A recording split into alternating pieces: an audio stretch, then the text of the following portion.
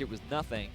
So it's even if you ban away some of these more carry-oriented tops, I wouldn't be surprised if he just moves back towards something like a Nautilus. He does really like his carry-oriented tops when the enemy has a Jhin, though, because it just allows him to focus down a target. So he did it with Camille, he did it with Echo. Gonna see the Rengar lock as Ryzen and LeBlanc get banned here. So now Kinguin do have the option of going for that Jhin themselves and perhaps picking up a strong support alongside it. This was something that Fnatic Academy brought out last week. Amazing definitely was able to have a lot of impact. They did lose the game, though, because they weren't able to play around Rengar's team fights later on. Yep.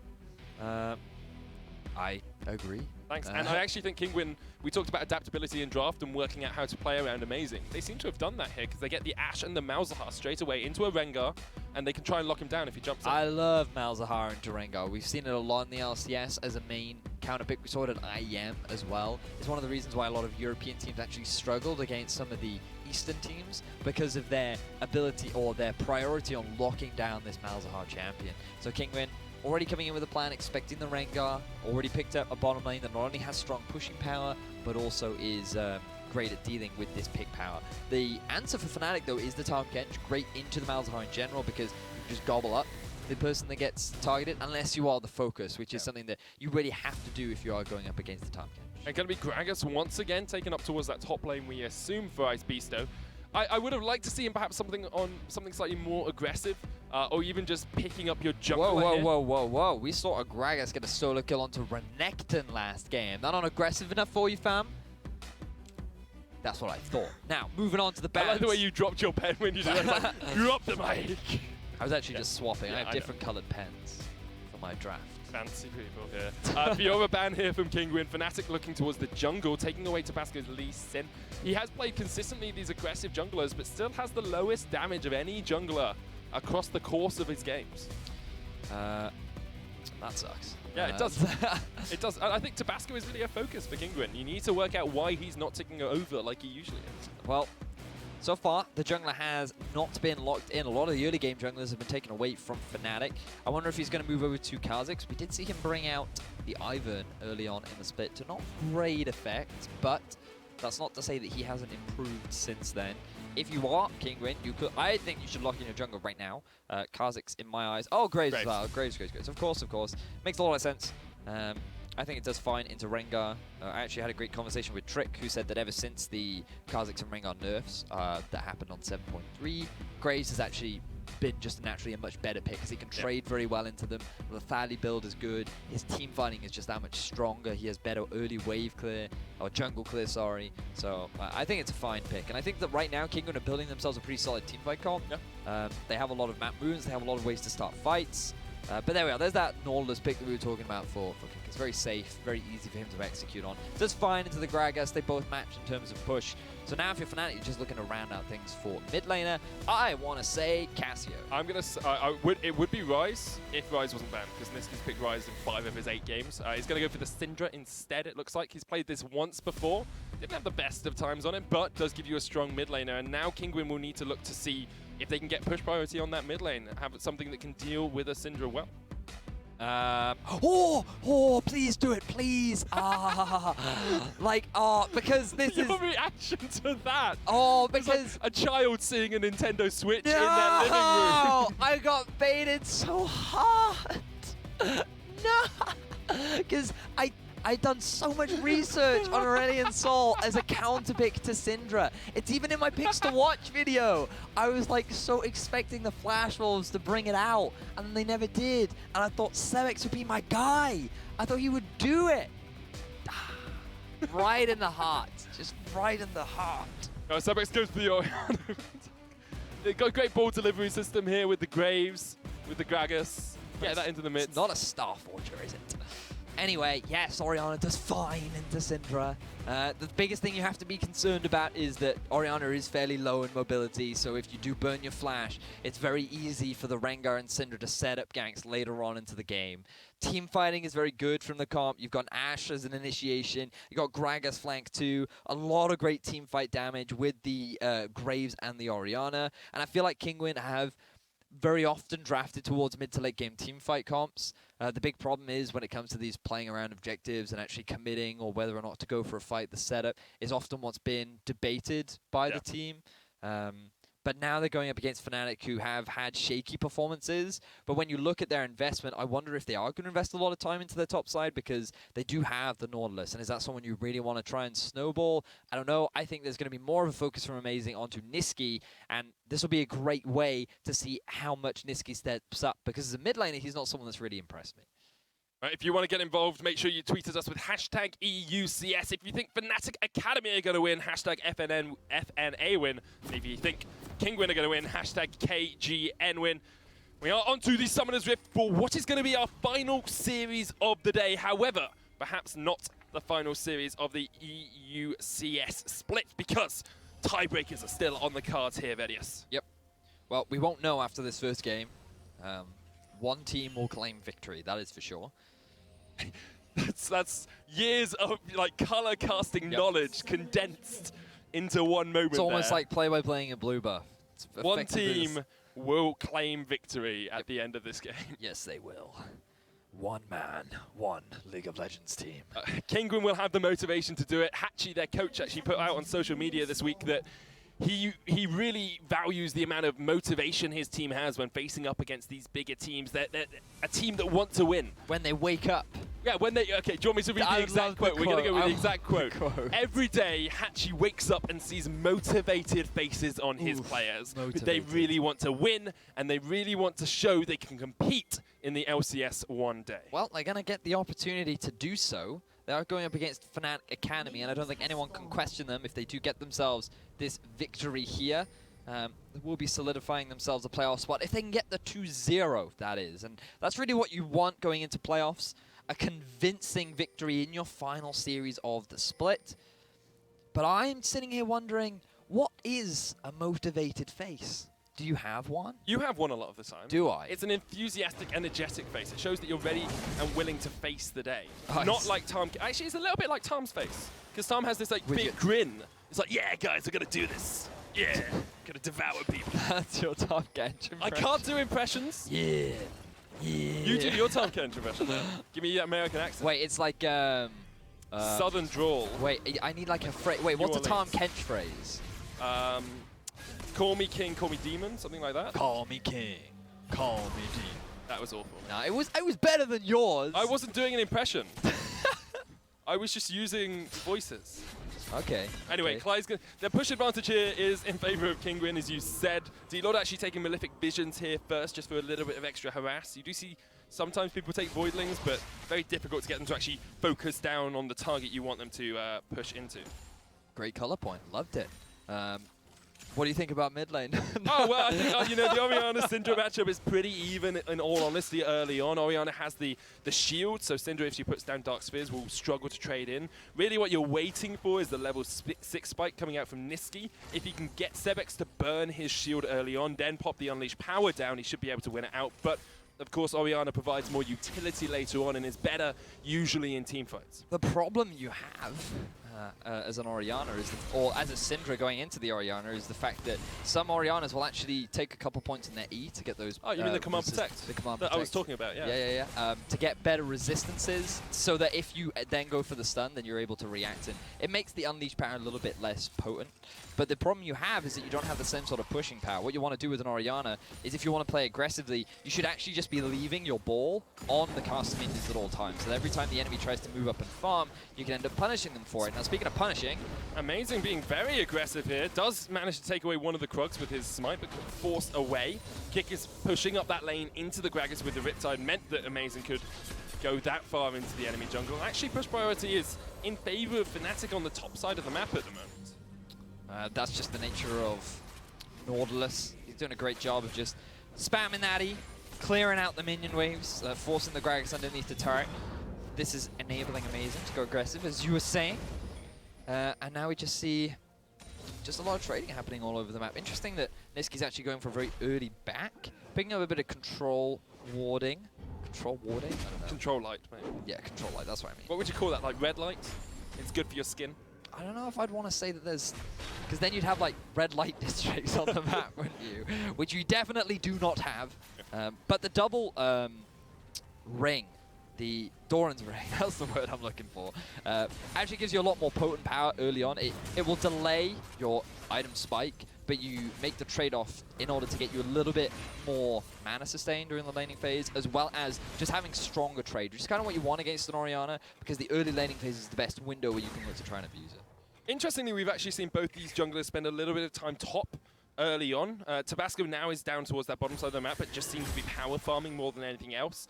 When we looked at it, we didn't really think top was going to be a focus point for them. We did say that Amazing would be last time, spending a lot of time top lane regardless. But the matchup itself isn't really conducive to that. However, Amazing's now stepping forward, getting some vision control alongside Nisqy. Nisqy pushed the wave up, can push forward with Amazing, and now you see how defensive Tabasco's positioning is. Doesn't even go between his turrets, goes all the way behind the back to make sure that he's not going to get caught out by that Rengar. I like that respect from Tabasco.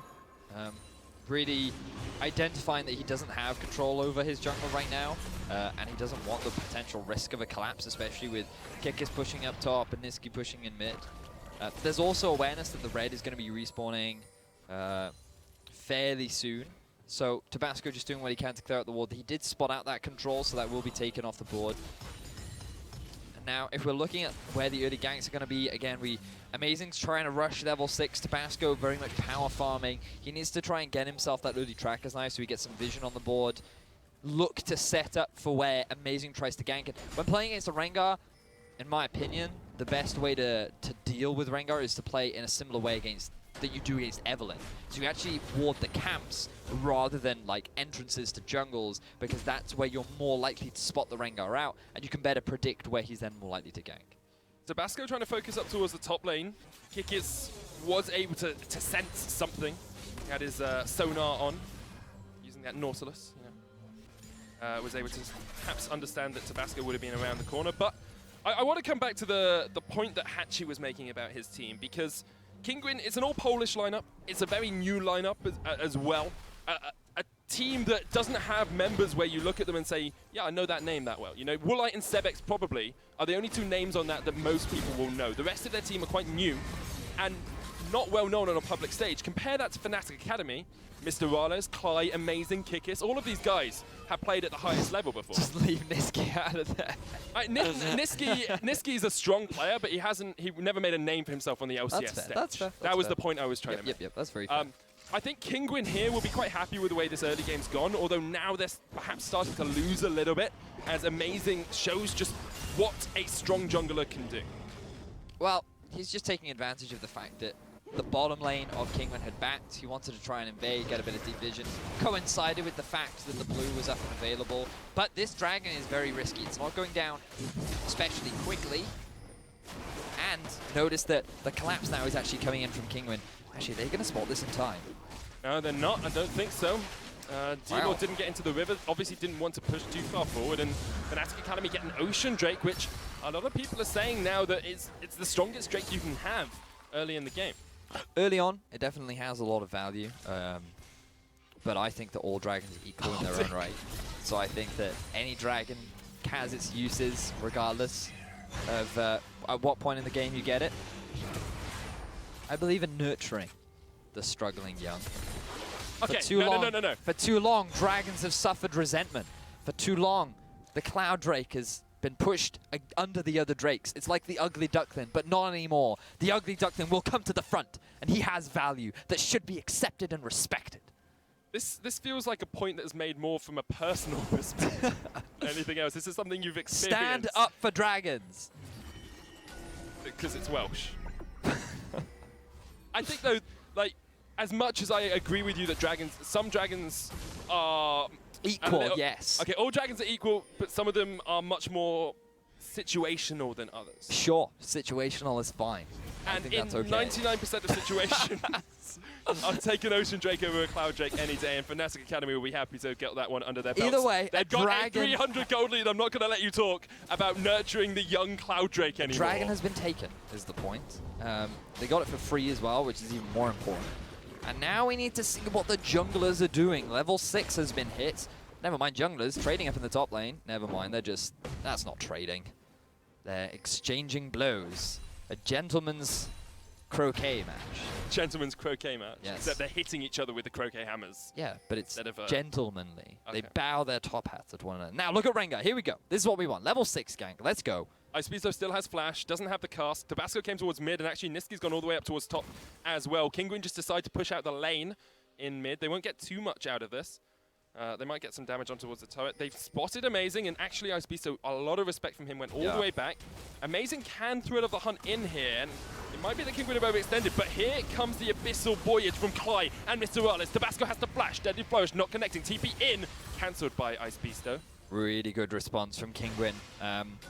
First, I want to identify how good that was from Icebezo, because he realized that Niski was missing. He felt the dive was coming top because there was a big minion wave. Oh, Malefic Vision, Sebek's there, and that's the kill. First blood, Tabasco. Good collapse from Delor, but here comes the TP. I don't think he's getting out of this. D-Lord's dead, Lord. Has no flash, no escape, and Amazing helps Kikis sink the anchor in. So, support for support, but Kinguin get themselves first blood. Gold deficit, or gold advantage rather, still in Fnatic's favor. But again, I really want to highlight, like, that was really good from Icebezo. He respected the possible collapse, the dive, backs away well in advance. Kinguin responding kind, but now Woolite, he's the target focus. Yeah, he is caught out once again. Depth charge comes out. He will land the arrow onto Amazing, but Woolite's so low. The Jhin doesn't get the kill as Kikis takes him out. Now Tabasco underneath the turret, just nowhere for him to go. Kikis tanking it up for days, and of course, no TP for Icebezo. Kikis once again, pretending like towers don't exist. This guy does not take any damage. He's only got the Barmy's Cinder. You're really seeing the strength that this Nautilus has when it comes to these early dives. Kinguin, they overstay a little bit too long in the bottom lane.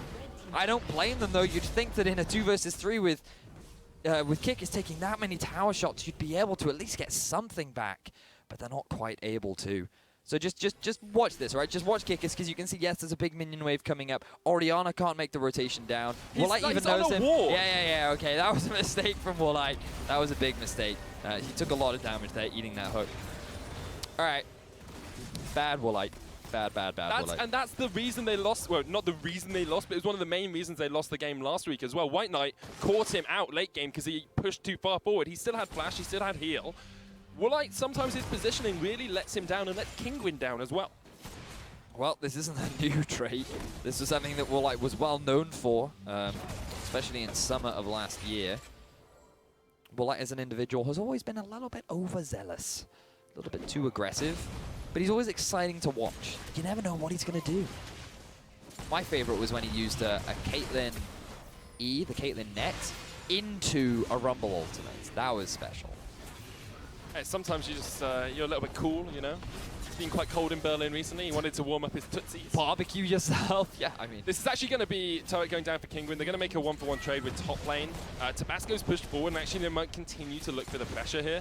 Fnatic only have 2 members up towards top, but they look towards mid as well. Sebek is going to come around just to try and stop Niski. He needs to be so cautious because Thrill of the Hunt is available for Amazing, and now they see 3 members. Bot is going to go in. Force Sebek's back. Amazing goes in. There's the shockwave. Deadly Flourish lands, and the curtain call comes down. Sebek tags up 1, bashes the 2nd, doesn't dodge the 3rd. Can he dodge the 4th? No, he can't. 4 shots and another kill for Rales. Really good ultimate from Rales, and great play overall from Fnatic. They realize what is happening down the bottom side. They want to try and force something mid, and now they're going to look for a collapse. Kikis has depth charge and the dredge line if you can get closer. There's no Abyssal Voyage. Rales, of course, doesn't have the curtain call. Arrow misses onto Niski. He's got flash. Here comes the Tom Kench. Going to unload the Toad onto Kinguin here. Tabasco caught out. Deadly Flourish goes down the depth. The Malefic Visions isn't going to be enough. Nor is the Nethergrass by Icebezo TP'd in, but he's just caught out by the team. It's a double for Niski's. Fnatic Academy collapse once again. Overall, great play from Fnatic. Yes, they did lose their inner tower in the bottom lane, but think about what they'll gain off the back of it. They'll pick themselves up a second Drake. They'll be able to get themselves a couple of extra kills. This will really help Niski and Rales in particular, who have now really started to snowball, and they have a great setup to start making their way towards that mid tower, because Orianna, she now has no summoners. The moment Amazing has his ultimate up once again, he can look to set up a dive and take that advantage. And this is the back end of that play. It was just a good collapse. Kinguin should have been happy with the inner turret that they got in the bottom lane. Instead, they wanted to try and commit. They tried to push into that Nexus, not Nexus tower, the inhibitor tower, and they just get collapsed upon. In all honesty, it was just Kinguin overextending more than anything else. Fnatic, yes, they played well enough to come down in time, but any team worth their salt at this sort of level should have been able to say, look, there's 3 members of Kinguin bot. They've got no mana. They've got no summoners. We shouldn't struggle too much to take him out. Wow, okay, Mr. Hypercritical. It's true, though, to some degree. And I have to come back to what we were talking about in picks and bans. Fnatic have looked incredibly strong when they've had amazing at Kikis, and even though Kikis is playing this Nautilus, he's still participated in 5 of the 6 kills. This is what he does, right? Like I don't understand it. If I played Nautilus, there's no way I would have done as much damage as he has this early in the game. Kikis is a very good individual. Now, Delord looking to fight it. Good steal, Sevex. 62 gold right in there. That'll show him. But now look at this, 3 members of Kinguin in mid lane, 2 members of Fnatic up top. It's very risky to try and go for a push with Nautilus and Syndra and a possible Rengar flank. And Abyssal Voyage flank. Oh, that's very true as well. They do still have the mid lane tower, so they've got some defense there, but they're now so worried about the fact Fnatic might get vision throughout their jungle that they need to be cautious as to how they step forward. Amazing puts out the bowler onto D-Lord. There's the Nether Cross. Tabasco trying to take the kill. Amazing heals himself up, and Cly will eat him up as well. Gets him out safely. That was a huge heal onto Amazing. I thought he was dead there, but he had the grey health from his W, he had the empowered heal, he had the heal from Rales as well.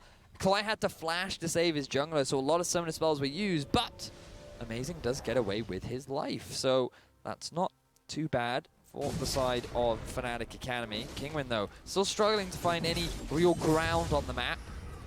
They are equal in terms of turrets, but they haven't been able to net themselves any dragons. They haven't taken 2 outer towers, but their comp is still scaling up. When you compare items, Kinguin just needs a little bit more time before they can look to fight. The problem is Fnatic are hitting those spikes, so they want to fight now, and they have the composition that does it incredibly well. You've got the Nautilus who gets in there, you've got Abyssal Voyage, you've got Curtain Call.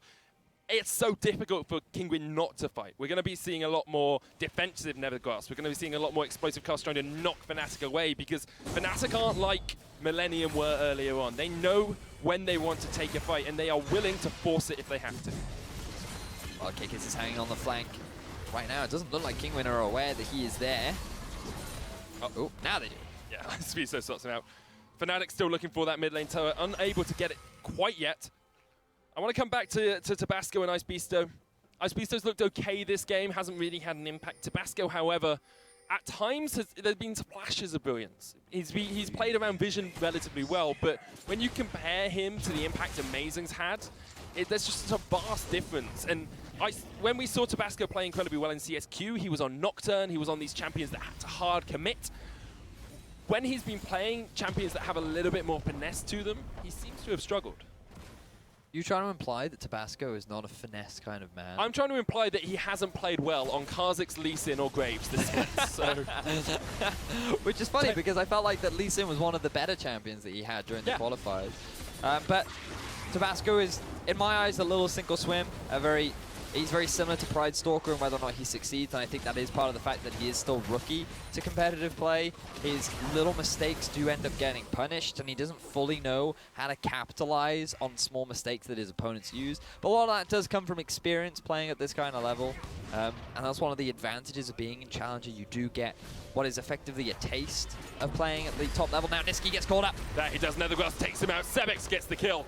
And now perhaps Kinguin will look to capitalize. They're going to push down mid and see if they can get this turret. It's about half HP at the moment. The Lord is doing a great job this game, really just throwing out that ultimate whenever he sees an opportunity.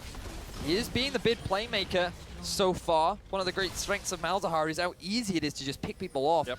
Niski, he doesn't have the QSS yet, and that makes it very easy for Kinguin to get themselves a kill. But a goal back on the board, another structure going in their favor. Now with the Dragon spawning in about a minute and 20 seconds, I feel like Kinguin just have to let it go because they don't have their ultimates. They need to go back and buy. Yeah, it's only 1,000 gold lead now for Fnatic, which is great for Kinguin. They managed to get back into it, but a little bit of mispositioning once again from Niski. It's something we've seen from him a few times over the last few weeks where, in all honesty, he's another player who hasn't shown up all of the time. He has a couple of good games here or there, but his average damage is actually on the lower side of any of the mid laners we see, especially when he's playing that Rise. But this game's got the Syndra, picked up a couple of kills, overextended slightly, but overall a relatively good performance. Well, he's going to have to perform well in this series especially because both these teams are fighting for that spot in the playoffs. Remember that if this is a 1-1, we will be going to a tiebreaker. That will be taking place tomorrow. But for today, either 2-0 will result in one of these teams moving into the second place spot, and that will force Misfits Academy down into 4th place, and that will be our playoff teams. So a 2-0 is very important and will eliminate the possibilities of us having any tiebreakers. That it will. And now we're just going to have to see how well these teams are able to play around each other, in all honesty. I think there's always a risk that Fnatic get a little bit over-aggressive, KGN especially. However, he is on this Nautilus, so it doesn't really matter if he tries to tank up the whole team, because he can. D-Lord caught out with a deadly flourish, TP in, D-Lord's dead, Nisqy takes him down. Amazing, however, overstepped. Eaten up by Klein, the TP cancelled there by Ice Beast, though. Shockwave lands, though, as does the depth charge. Unleash power, everything used onto Sebex will take him out. Woolite forced back behind his tower. Great flank from Amazing, but it ends up going horribly wrong when Woolite's positioning was fantastic. So much free damage down, but now it looks like that Fnatic are continuing to die. Tabasco dived underneath the turret. Woolite eaten up as well behind the second tier turret. It's a double for Nisqy, and as soon as I say he hasn't really shown up, he goes 6-1 on this Syndra. KGN continuing his tower diving career. This guy does not feel pain as Fnatic successfully set up another tower dive. They get themselves more kills, and they're going to get themselves their first in a tower of the game. That they are, and it's just so strong from Fnatic. They pull the trigger, they do exactly what they need to do, and they get themselves 3,000 gold ahead. Let's have a look at this once again, because it doesn't look too much like D-Lord is caught out originally.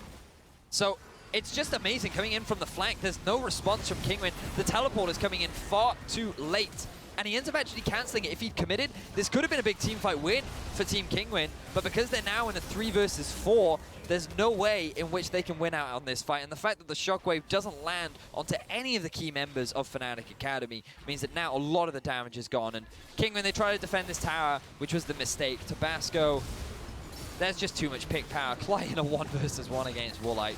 They should just abandon the tower. There's no way they can defend it. Just accept the loss. But they don't. Kinguin's going to get a dragon off the back of this, though. Fnatic didn't set up well around it. It was all a fight for vision control. Kinguin may have lost the fight, but they had the vision control around dragon, so they get it up afterwards. Yep. It's what you like, VODS. Lose 2 towers, but you get the vision. Well, no, that's not really what I like. What I would have liked from Fnatic is not losing the vision around dragon. And instead, after they take the first tower, maybe get the dragon instead. But, they can't. It's not like a bad thing to get 2 towers, right? Because then if they'd gotten the dragon, then Kinguin would have got nothing, rather than 2 towers for 1 dragon, right? So, regardless, 4,000 gold lead for Fnatic Academy, 2 dragon lead over the ones of Kinguin. A lot of red vision in the bottom side. But now Fnatic, they're actually grouping up, looking to try and force. There's a big minion wave on top. Bot is being pushing. So Fnatic are ready to set up for a quick movement either up to the top lane or to the bottom. Again, we see Fnatic playing around a cancelled TP by Ice Beast, though. It happened earlier on in the game. Now Fnatic know they've got teleport advantage, so they put KGN into another lane, and they force Ice Beasto over there. And KGN is just so strong at the moment on this Nautilus. It's very difficult for the Gragas to deal with him. Forced back once again. And as much as Fnatic can't really get the inhibitor tower down yet, they're not quite that strong. They can look up towards the top side. They can gain vision in this red side jungle. They can set up around Baron. Kinguin very much in the dark as to what exactly Fnatic are deciding to do. Baron is on the eyes of Fnatic. It's on the ice. That's a eyes. big thing to have on your eyes, mate. Gonna need some corrective lenses after that. 1 team, 1 Baron to determine who will move into the Challenger playoffs. But look at the vision. Like, at the moment, Kinguin have nothing. Fnatic have just set up in a bush. And here comes the hook onto Ice Beast. So Deadly Flourish down on him as well. He tries to get away. Depth charge onto Sebex. The curtain call opens up, and Sebex is isolated. Flash away from the shockwave by Nisqy. Woolite's dead. It's a double for the Jhin. Mr. Rollo's coming up big. And now Tabasco's going to get chased out as well. The hook onto D-Lord. He's dead. Nisqy's unstoppable. Fnatic are dominant. Fnatic went fishing and they caught a big one. Kinguin ended up face-checking the brush. They made it so easy for Fnatic to get themselves the triple kill. They can now rotate their way back round towards the Baron, pick up this objective, and look to start breaking into the base of Team Kinguin. Tabasco looking for the steal if he can get it. Forced away by Cly. He's going to quick draw across the wall straight into the face of Niski. Flashes away from it. Collateral damage isn't enough, and Tabasco no longer has that quick draw, of course. Here's Ice Beasto as well. Tabasco chased away. Actually, Fnatic have to stop the Baron because of the risk of the steal. Ice Beasto is exhausted. Kick is tanking up Baron once again.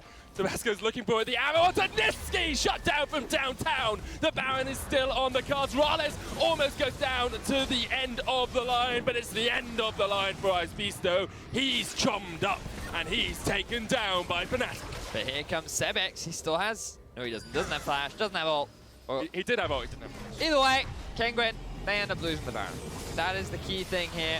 It wasn't the cleanest Baron from Fnatic because Tabasco and Ice Beasto, with their dying breaths, fought till the very end to try and prevent that big purple worm from dropping to their opponents. But it was not enough. They ended up falling. Fnatic extend their gold lead even further. Kinguin now trying to get a bit of vision back. They might find a pick onto Cly. Not really the target you want to be picking off, though. Let's have another look around this Baron fight. So Tabasco's chased into Niski. He thinks he can get the kill, but he burns his flash early on, which means he can't flash in from the back of the pit. And Tabasco, he's just doing what he can to get close zone Fnatic away from the objective. Niski's getting hit by an arrow in the top corner of your screen. He had no vision, didn't... Wait, no, he had a lot of vision. He should have seen that coming. He didn't have flash or anything, man. Feels bad, man. But then Tabasco, he couldn't get close enough. Brales is the one to finish him off. And then it's just cleanup from this point on. Now Fnatic, with the Baron, they can set up for 1-3-1. They can set Amazing off to a side lane if they want. They can put Niski in a side lane. They have a big minion wave bot. But notice again, Kick is just pushing the side lane over and over and over again. Another fantastic performance from the top laner. Really has been, I would argue, the key member of the Fnatic Academy lineup, really. Oh, definitely. When you look at his synergy as well with Amazing, like last week he did over a third of the team's damage from top lane, which is something we very rarely see. And Fnatic Academy as well, you have to remember, week 1 they had Broxah, did incredibly well. Broxah then got promoted, and then they had Dan, and they really struggled for a couple of weeks. And now with Amazing and Kikis, they've been able to, what looks like, solidify their playoff spots. And they really wanted this, and the organization really wanted it as well, because if Fnatic Academy can get up to the LCS, of course, you've got the possibility of having 2 lineups up there, but we will have to wait and see if they can get that far. They're going to go for D-Lord. Curtain Call comes down, almost takes him out. Redemption will be used. It's enough, though, to force Kinguin away from the turret, which is all that Fnatic Academy want. Here comes Amazing with the zoning ultimate. The priority is the objective, though. How smoothly can Fnatic get? Tabasco's still in the mid lane. Kikis is going to step forward. He is the primary tank, of course, on that Nautilus. Incredibly difficult to deal with. He's even going Iceborne Gauntlet for the added annoyance. Just like, oh, how many times can I slow you and stun you in the space of about 3 seconds? It really does make your trading power that much better as well. I love getting Iceborne Gauntlet on tanks if you can afford to do so. The Sheen really is great for also locking down squishies, the extra bit of utility. The wave clear from Kinguin, though, is holding strong. The Orianna is always that ever-looming threat. You overstep, you get that big shockwave. We saw it firsthand yesterday in a couple of our games, how impactful that shockwave can be. But it's all about slow, patient play from Fnatic. They need to split Kinguin up. They can't allow this wave clear to group up, otherwise they're never really going to break into the base. Looks like they're going to go for the Mountain Drake instead, get themselves that extra 10% true damage. Will help them go through the turrets a little bit quicker. But once again, Kinguin just, they've fallen into a very similar trap to Misfits in the fact that they're not doing anything. Well, the difference is, though, in the early game they tried to, but they couldn't due to the early deficit that Fnatic Academy forced them into. And Fnatic has done such a great job of controlling vision. Kikis on a side lane has been such a terror that it's been really, really difficult for Kinguin to really do much. And we've seen some promising things from D-Lord. I think that he has played Malzahar pretty well this game. But you're right in the sense that where was the Ashe arrow, where was the flanking Gragas ultimate, where was this great team fighting that we wanted to see from Kinguin? Exactly. We talked about their team fighting so much in Pick and Ban, and I've yet to see a full-on 5v5 team fight from them. It's always bits and bobs here and there, and once again, Fnatic try and collapse on towards Ice Beasto. We'll lick him up, we'll bring him back with the dredge line as well, but D-Lord comes in time to stop them. Now we might see a team fight. It's 5v5. There's a 7,000 gold lead for Fnatic, but Kinguin will just try and survive through this. If they can get a good shockwave, if they can get a good explosive cast, maybe they can do something. Dodged off towards the side. Fly down towards the bottom side of this as well. The turret's down to half HP. Kinguin still trying to defend. Oh, Hooked in once again. Depth charge knocks him up. The curtain call comes down as Kinguin retreats back behind their tower once again. Icebeasto the front line. All of Kinguin lining up behind him. It's a Macarena here, guys. In the top lane. Hook once again. Kick is there. 3-man shockwave. Niski so low. Clyde dead. Niski just about survives. Rale's exhausted and Tabasco's going to chase in. But look at the knockback. And look at the kills. And look at the moves. Fnatic take down 2. Kinguin lose out the fight.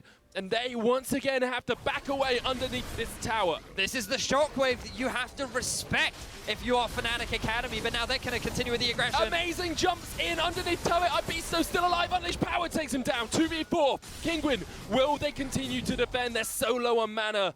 And for now, this ends the fight in the top lane. Both teams battered and bruised. Medic was so hyped for this team fight that he could not stop clapping. Team Kinguin, they're able to hold their tower for now. They do end up trading 3 kills for 1, but the base defense is good. Now, keep your eyes on Sebex. Notice where the ball is. Keep your eye on it. It's still on the back line. Look at its positioning. Look at its positioning. Still on top of Sebex. He's going to throw it out in a second, and this is what catches Fnatic by surprise. It's sitting right in the middle of the lane. The moment Niski steps up, boom, catches him, chunks him out. This is the go sign for Kinguin to chase. Sebex uses his flash too aggressively, and Kinguin think they can turn this, but because they do not get the kill down onto Niski, that is why they're not able to clean up the fight. If he had gone, Niski wouldn't have had that stun. The chase onto Rales would have been good enough for Kinguin to be able to round out the fight. And then at this point, they just want to keep the tower defense alive.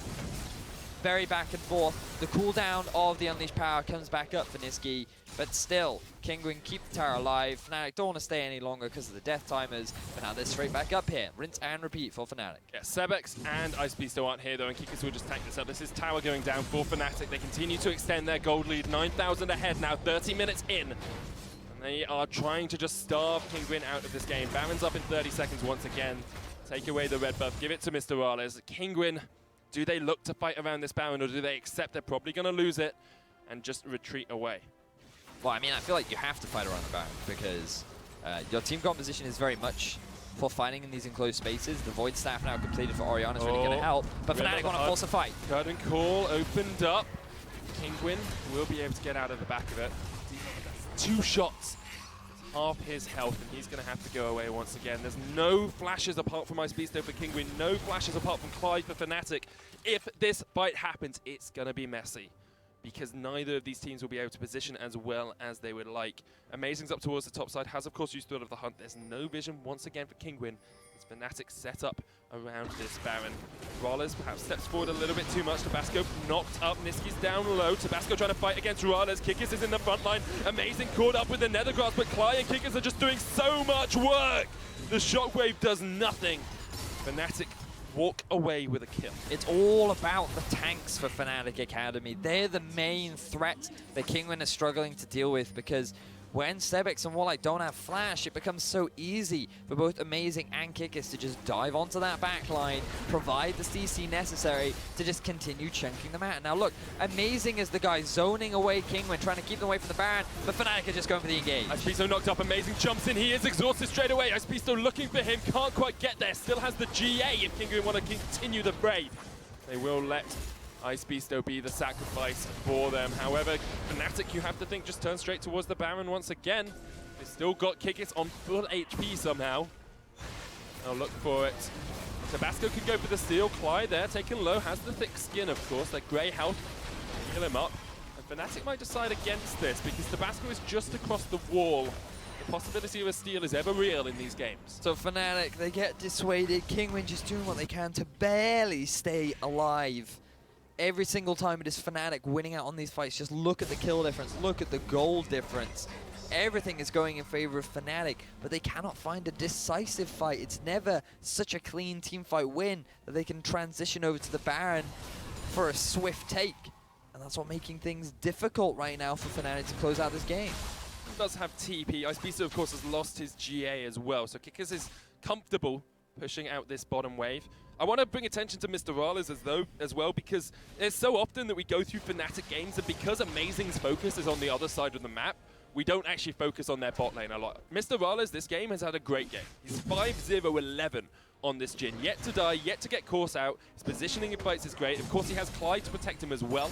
Clyde, someone who, when he played for the main Fnatic squad, was caught out quite a few times. And actually, Arrow comes out, and once again, Clyde saves his jungler and gets him away from that engage. Well, at least Kinguin are trying something. This is the arrow that we were talking about earlier on. We wanted to see Kinguin every so often try and force this kind of a play. Now with the arrow down, I wonder if Fnatic Academy move towards the Baron. Maybe look for this to be the next objective that they take off of the map. They have such good vision control around Kinguin's jungle. Kinguin are too afraid to even move towards it because of the amount of control. But Fnatic, they don't have the fastest Baron taking team, so they're not trying to rush it down. But again, you don't have to do the Baron. You just have to play around the vision of the Baron. Eventually, Kinguin will get the itch. Eventually, Kinguin will say, but what if they're doing it? What if they're going for it now? Here comes the Hawk shot, spotting them out doing it. 5,000 HP, it's gone down low. Tabasco looking for the steal, but Clyde will force him away. Stunned up, Baron goes down. Fnatic get it. Just no response. Actually, Icebeasto used TP and then cancelled it straight away there. So once again, he's not going to be able to join this fight quickly. And Amazing knows that. He's going for the thrill of the hunt, perhaps looking for Woolite. Not going to be able to get close enough. Now, Fnatic, they need to get that top wave pushing. They have bottom lane pushing towards Kinguin as well. But with the Baron, it should be pretty easy for them to break into the base. There is still a lot of wave clear on the side of Sevex. I wonder if they just go for the dive instead. Well, Kikis tried to, didn't land the dredge line. Icebeasto is going to be the front line for this. Has only level 15 and he's knocked up. Kikis in the back.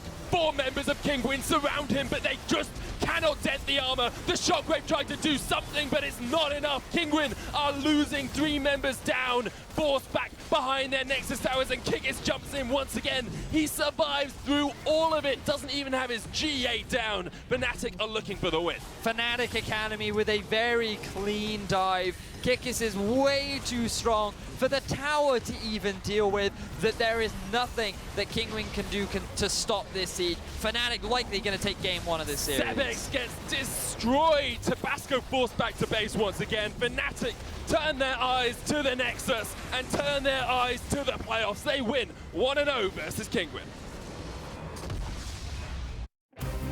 So not as fast or not as clean as Fnatic perhaps would have wanted, but then you have to give props to the resilience of Team Kinguin. Every single fight they were losing, but they were always keeping 1 or 2 members alive. That was enough to dissuade Fnatic from taking that Baron, to securing their loss. And eventually it got to a point where the gap was just too big in gold. Finally Fnatic could use their vision to take advantage of a free Baron that, again, Kinguin didn't have a response to, and then that just resulted in a very swift dive, and you saw how tanky Nautilus was, right? Level 18, way too strong for Kinguin to deal with. And this is what we talked about in Champions League. Yes, he might be playing a lot of carries in the top lane, but that doesn't mean that Kikis ever stop playing tanks, right?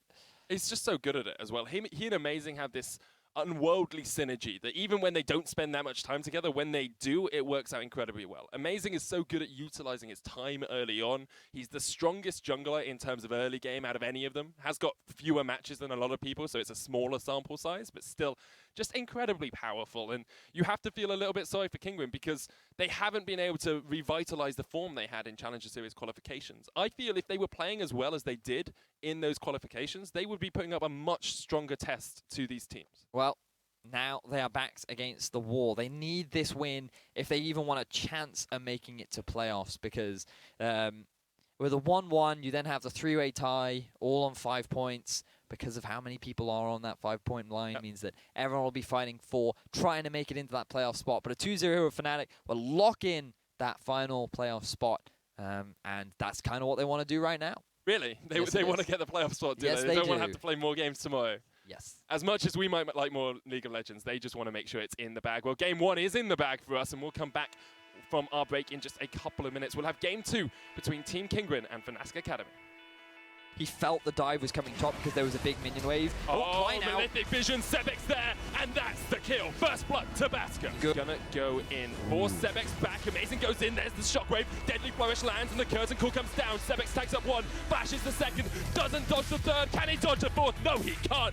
4 shots and another kill for Ron. Fnatic have just set up in a bush. And here comes the hook onto Icebeast, Deadly Flourish down on him as well. He tries to get away, depth charge onto Sebex. The curtain call opens up and Sebex is isolated. Flash away from the shockwave by Niski. Woolite's dead, it's a double for the Jin. Kick is tanking up Baron once again.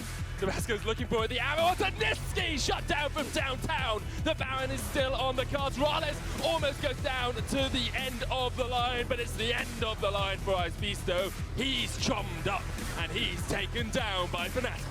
Has only level 15 and he's knocked up. Kick is in the back.